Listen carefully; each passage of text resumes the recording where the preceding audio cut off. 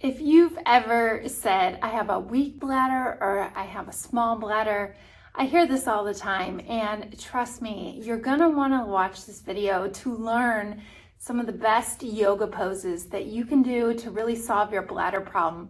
Because I promise, it's not just a weak or a small bladder, but it could be the muscles that are affecting your bladder from creating that urgency or frequency that you're getting. So as a pelvic floor physical therapist, I see this all the time where women are embarrassed or frustrated. They're having bladder issues, and when they go out in public, they always want to know when the nearest restroom is. They wear dark colored yoga pants. Maybe they even wear a pad or carry them with them all the time. And it can be really annoying. And also you can feel like this is never going to end. But I'm here to tell you some of the ways that we help clients with bladder problems, and it really can be because of the muscles supporting that area with your core, your pelvic floor, your back muscles, how they all work together. So if you've been dismissed by a doctor that tells you you have to take medication or you need a surgery or that's just the way it is, well, I'm here to tell you, be your own advocate. There are plenty of conservative methods and ways that you can do exercises to actually help control your bladder problem. So it's not just a weak bladder or a small bladder, but it really is something to do with the muscles around your pelvic floor. So that's what we're going to talk about today and give you some yoga poses that you can start doing, really the best ones that I give my clients when it comes to recovering that area and helping it get more flexible and stronger and get those muscles working the way that they should. So these muscles, what I'm talking about, are your pelvic floor muscles here in red. These are your hips, your pelvis, your spine in the back, your tailbone. And as you can see, those muscles, they support the bottom part right between your legs. So your bladder, your uterus, your rectum are all within this pelvic cavity.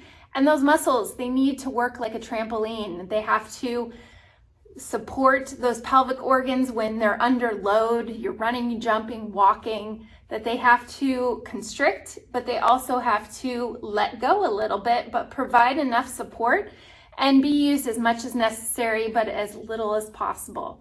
So that's what it looks like. The exercises that we're going to go through today are going to affect these muscles right here, and also your surrounding hip muscles, your abdominal muscles in the front, and even your diaphragm at the top. When we talk about yoga, we're talking about breathing, relaxing, and really getting the most out of each pose. And therefore, it's going to impact these muscles. Now, I think it's important to note when you have bladder problems, I mentioned those pelvic floor muscles have to work like a trampoline. So they have to constrict and support, but they also have to learn how to let go. And if you've been told many times just to do Kegel exercises, well, many women actually have tight and tense pelvic floor muscles, and therefore they can't fully contract and be supporting the bladder as well as they should. So therefore, the yoga poses come into play with getting more opening through the hips, more flexibility, and not only do you need strong muscles down there, but they need to let go as well. So the first yoga pose I'm going to talk you through is called the chair pose. This is great for those muscles that really work on your core, your hips, your glute muscles, those booty muscles, and everything in this midsection of your body that really helps support the bladder, and therefore you want to work those muscles. This is more for strengthening, but a great yoga pose to do. So chair pose, you want to be sitting back like you are, pretend like you are sitting back in a chair. Your hips are back and your knees are going to be over your ankles here. My arms are up next to my ears, and the goal is not to lean way forward. You want to keep your chest lifted, but you really get the weight into your heels and reach and look up. You want to take about 5 deep breaths here, trying to hold that pose. And that is the chair pose, number 1. Okay, then the second one is squat pose. And why squat pose? Well, this is really going to open up the hips. It's going to stretch those pelvic floor muscles and all throughout the hips where we tend to get really tight. So some people have trouble getting all the way down in this position, like a squat. I'll show you from the front and from the side. And see, my hips are back. I'm sitting back into a squat, but my chest is still lifted. And if this is really hard for you, you may have tight ankles or stiffness in your back. It may be hard for you to get here with your hips. So you can also support yourself by sitting on a yoga block. So for example, I have a yoga block here. I'm going to put that under my bottom, and that's going to support you if you can't normally get into this position. I like to press my knees out, hands in front of my chest, and take about 5 deep breaths there, just like you did with the last pose, and focusing on really opening up the hips and letting go through those pelvic floor muscles. If you've ever done a Kegel before, we're trying to do the opposite and just let go, and using your breathing, especially on your inhale, that's when your pelvic floor muscles are going to let go and relax. Okay, the next one is one of my favorites, supported bridge pose. Again, this is going to work on those muscles through your hips, strengthen here, through your core and your lower back. So you're going to be on your back with your knees bent. And I'm placing my arms down by my side toward my heels. And you're going to press up, lifting your hips. You're squeezing those booty muscles and taking some deep breaths in and out. Try this. On your exhale now, you're going to think of drawing those pelvic floor muscles in and up like a Kegel exercise. So on an inhale, I let them go, and then exhale, you're going to tense and tighten everything from your pelvic floor through your pubic bone and your glutes all together. So I'm going to work on 5 to 10 breaths here, holding bridge pose. Okay, next we have Happy Baby. And Happy Baby is really a flexibility exercise for your hips. Kind of, you can think of it like the reverse of the squat one we did before, but you're going to be on your back. I like to grab my big toe and think of an upside down squat. So the bottoms of your feet are facing toward the ceiling, and you want to let that tailbone come down toward the mat there. Taking some deep breaths, remembering again on that inhale, letting go of your pelvic floor muscles.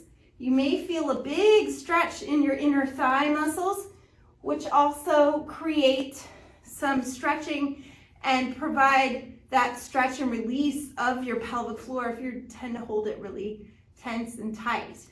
Okay, now the last exercise that we're gonna do is legs up the wall. I love giving this one at the end because it's great for stress release, anxiety release, getting that tension out of your body, especially out of your lower back, allows you to breathe. So therefore you can concentrate on letting go of those pelvic floor muscles. It's also great for stretching the hamstrings, the glutes, and those muscles on the back side of your hips. So this is a great one to do if you sit at a desk or you spend time standing for a lot through the day. It's great to do at the end of your day. I give this one to clients that have back pain as well because it's really releasing that tension here. So you can scoot yourself as close as you want to get to the wall. It's up to you for comfort. But from here, you're just going to take some deep breaths, focusing on breathing into your belly and your lower pelvic area. And as I breathe in and out, I'm going to imagine right between my legs, I'm just letting go of those muscles. I showed you on the pelvic model before, we tend to hold that tension there. So imagine on your inhale, it's like a flower opening. You're trying to let them go. You're not bearing down and pushing out. You're just trying to release those muscles. So focus on some breathing here, maybe even closing your eyes, being in a dark room. It's great for relaxing and releasing that tension. But I love legs up the wall as our 5th yoga pose that I'm giving you today to help fix a weak bladder and really solve this bladder problem by not only using your muscles in the last few exercises we discussed, but also how to release that tension in your pelvic floor, which is what I see as a common problem of why women can't get their pelvic floor muscles to do their job, and therefore they have a lot of urgency and frequency with their bladder. So which one of these yoga poses are you going to try first? Comment below and let me know. I love to talk about Pilates and yoga, especially for healing with any pelvic floor issues and women's health topics. If you haven't subscribed already to our YouTube channels, Level 4 Women's Health, hit the subscribe button and follow us here. I hope you got something out of this video, and thanks for watching. Thanks for watching this video, and if you found it helpful and you now find yourself thinking, I wonder what else this person can help me with, then head it over to level4pt.com and scroll down to find the books, where you can find my best-selling books which show you how to live a more active, healthier, and happier life. Or send an email to the team at level4pt.com to ask how we can help you accelerate your recovery. And by the way, if you know anyone who would find this information helpful, please share this video out. Thanks so much.